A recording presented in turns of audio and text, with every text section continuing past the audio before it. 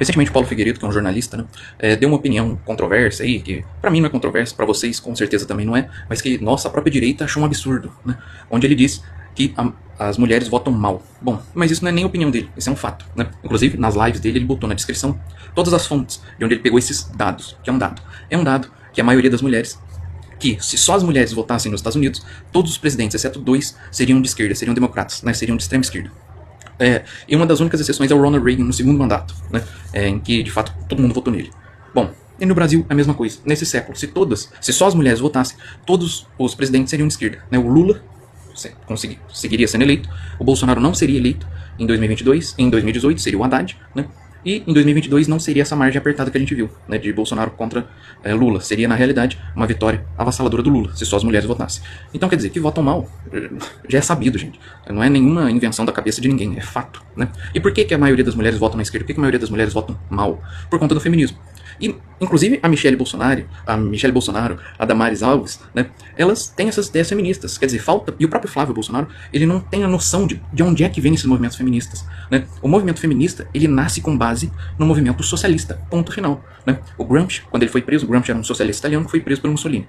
E quando ele estava dentro da prisão, ele escreveu um livretinho chamado Manual do Cárcere, onde ele dizia que para se implantar o socialismo na civilização ocidental, os revolucionários não deveriam tomar quartéis, não deveriam ir para a luta armada, deveriam sim tomar escolas, se referindo à ideia de que, ao invés de pegar em armas e lutar contra os ocidentais, os socialistas deveriam se infiltrar como vírus, como parasitas dentro das instituições ocidentais, corrompê-las de dentro para fora e assim tornar toda a civilização ocidental socialista sem que ninguém percebesse. E foi exatamente isso que eles fizeram. E como que eles fariam isso? Segundo Gramsci e depois segundo a Escola de Frankfurt.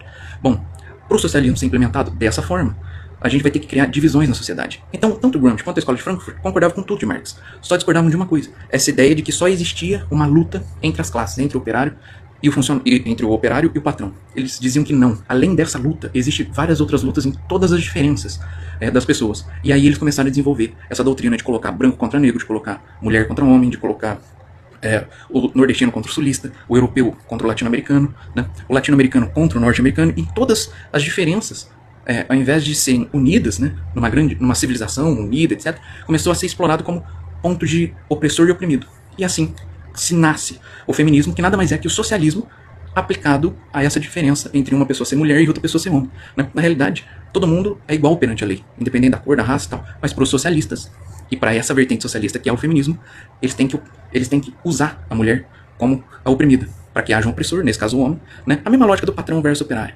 E assim eles conseguirem explorar. Porque aí chega alguém como Lula, fala que usa essa diferença, esse mecanismo que eles mesmos criaram, e diz que agora ele vai chegar